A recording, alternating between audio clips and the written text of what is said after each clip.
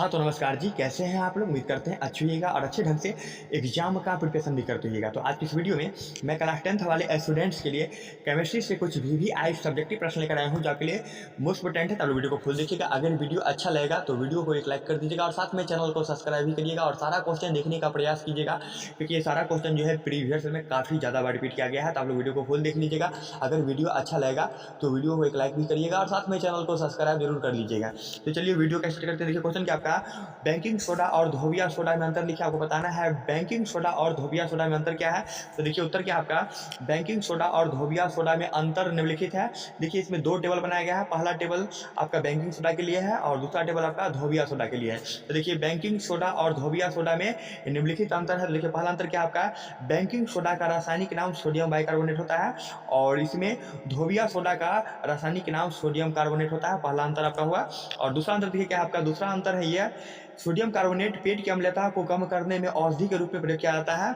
और यहाँ पर देख लीजिए धोबिया सोडा का प्रयोग प्रयोगशाला में अभिकर्मक के रूप में किया जाता है। और तीसरा अंतर देख लीजिए, तीसरा अंतर क्या आपका, बेकिंग सोडा का उपयोग रसोई घर में खास्ता व्यंजन बनाने में किया जाता है।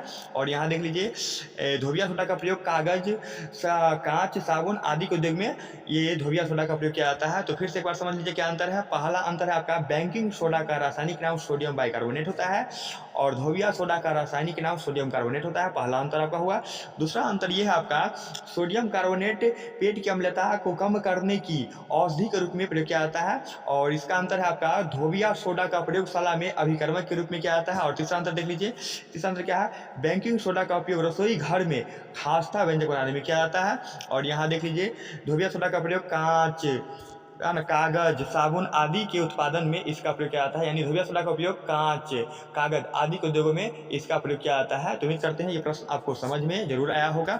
अगला प्रश्न देखिए, अगला प्रश्न है आपका, हाइड्रोकार्बन क्या है, हाइड्रोकार्बन कितने प्रकार का होता है, नाम और उदाहरण सहित बताना है आपको। तो देखिए हाइड्रोकार्बन किसे कहते हैं, तो हाइड्रोजन और कार्बन से बने यौगिक को हाइड्रोकार्बन कहा गया है। ध्यान में रखिएगा, जब हाइड्रोजन और कार्बन कॉम्बिनेशन करता है और कॉम्बिनेशन करने से जो पदार्थ बनाता है उसे हम हाइड्रोकार्बन कहते हैं। तो ये आपको समझ में आया होगा।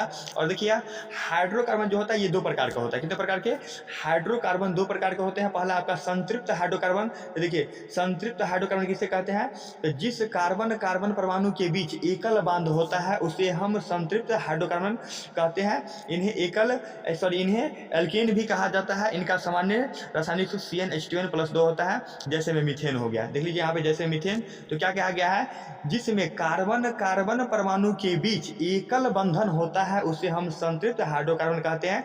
इन्हें एल्केन भी कहा जाता है। इनका सामान्य रासायनिक सूत्र CnH2n+2 होता है। जैसे मीथेन हो गया।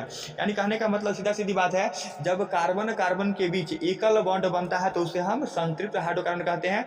जैसे में आपका मीथेन हो गया, मीथेन मतलब CH4 हो गया, ये आपका एकल बॉन्ड बनाता है।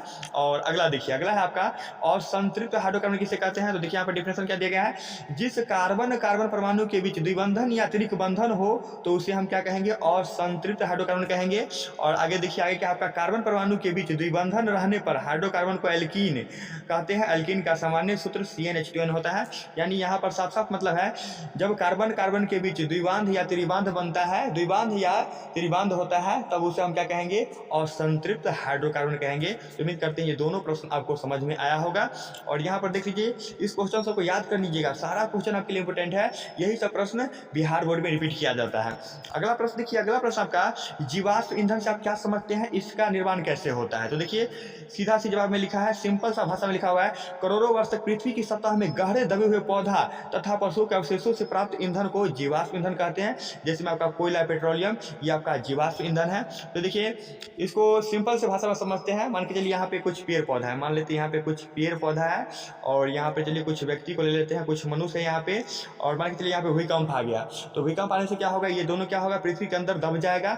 और पृथ्वी के अंदर दबने से क्या होगा, लाखों करोड़ों वर्ष पश्चात, है ना, यानी लाखों करोड़ों वर्ष बाद क्या होगा, वो आपका कोयला और पेट्रोलियम में क्या होगा, ट्रांसफर हो जाएगा। यानी पेड़ पौधा जो है ना, ये पेड़ पौधा का संबंध और मानव का संबंध क्या होगा, जब पृथ्वी के अंदर दबेगा तो ऑक्सीजन से संबंध उनका टूट जाएगा और एक निश्चित ताप एवं दाब पर वो क्या हो जाएगा, पेट्रोलियम और कोयला में क्या हो जाएगा, ट्रांसफर हो जाएगा।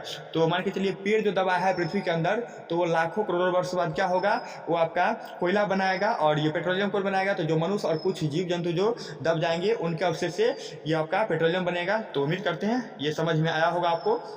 और अगला देखिए, अगला क्वेश्चन आपका 24 कैरेट का सोना से आप क्या समझते हैं। तो देखिए इसमें सीधा से डिफरेंस लिखा हुआ है, शुद्ध सोना 24 कैरेट का होता है, यानी शुद्ध सोना जो होता है ये आपका 24 कैरेट का होता है और यह बहुत मुलायम और नरम होता है। यानी शुद्ध सोना जो होता है ना बहुत मुलायम और ये नरम होता है और जिससे आभूषण नहीं बनाया जा सकता है। और इसे कठोर बनाने के लिए, यानी शुद्ध सोना को कठोर बनाने के लिए इसमें क्या किया जाता है, तांबा और चांदी मिलाई जाती है। यानी तांबा या चांदी, यानी दोनों में से कोई आप एक मिला सकते हैं। ज़्यादातर तांबा मिला जाता है क्योंकि चांदी जो होता है ना काफ़ी महंगा होता है, ताकि आभूषण बन जाए। हमारे देश में आभूषण बनाने के लिए प्रायः 22 कैरेट सोने का प्रयोग किया जाता है और आभूषण बनाने में 22 भाग जो होता है सोना तथा 2 भाग तांबा या चांदी होता है। 2 भाग आपका ये चांदी नहीं होता है, तांबा ही होता है, क्योंकि चांदी जो होता है काफ़ी ज़्यादा कॉस्टली होता है। तो तांबा को ही मिला के ये आपका 24 कैरेट को शुद्ध सोना बना दिया जाता है, ताकि ये आभूषण जो है ना, ये 2 भाग जो तांबा जो देख रहे हैं ये आभूषण में मिल जाए और यह ना इसका भी दाम लग जाए। तो इसलिए क्या करते हैं, 22 भाग आपका ये सोना रहता है और 2 भाग तांबा मिला देता है, तो 24 कैरेट का बन जाता है अर्थात ये शुद्ध सोना बन जाता है। और ये 2 भाग जो देख रहे हैं ये तांबा, ये सोना के भाव में बिक जाता है, कहने का मतलब। अगला प्रश्न देखिए, उम्मीद करते हैं ये समझ में आया होगा, एक बार पढ़ लीजिए अपने से। देखिए सीधा सी डिफरेंस में लिखा हुआ है, एक बार पढ़ के फिर से सुना देते हैं। देखिए क्या है, शुद्ध सोना 24 कैरेट का होता है, यह बहुत मुलायम और नरम होता है जिससे आभूषण नहीं बनाया जा सकता है। इसे कठोर बनाने के लिए इसमें तांबा या चांदी मिलाई जाती है ताकि आभूषण बन जाए। हमारे देश में आभूषण बनाने के लिए प्रायः 22 कैरेट का सोने का प्रयोग किया जाता है। आभूषण बनाने में 22 भाग जो होता है ये सोना होता है और 2 भाग तांबा या चांदी होता है। अगला प्रश्न देखिए, अगला प्रश्न आपका धातु, 1 मिनट क्या है क्वेश्चन, धातु और अधातु क्या है उदाहरण देकर समझाइए। तो धातु किसे कहते हैं, तो देखिए धातु है, ये धातु किसे कहेंगे, जिस तत्व के बाह्यतम कक्षा या अंतिम कक्षा में 1, 2 या 3 इलेक्ट्रॉन होता है उसे हम क्या कहेंगे, धातु कहेंगे। जैसे सोडियम को देख लीजिए, सोडियम के बाह्यतम कक्षा में कितना इलेक्ट्रॉन है, तो 1 है, तो ये आपका धातु का उदाहरण है। और यहाँ मैग्नीशियम का देख लीजिए तो 2, 8, 10 यानी 12 पुट गया। मैग्नीशियम का परमाणु संख्या कितना होता है, 12, तो बाह्यतम कक्षा में कितना इलेक्ट्रॉन है, तो 2 है, तो ये आपका धातु का उदाहरण है।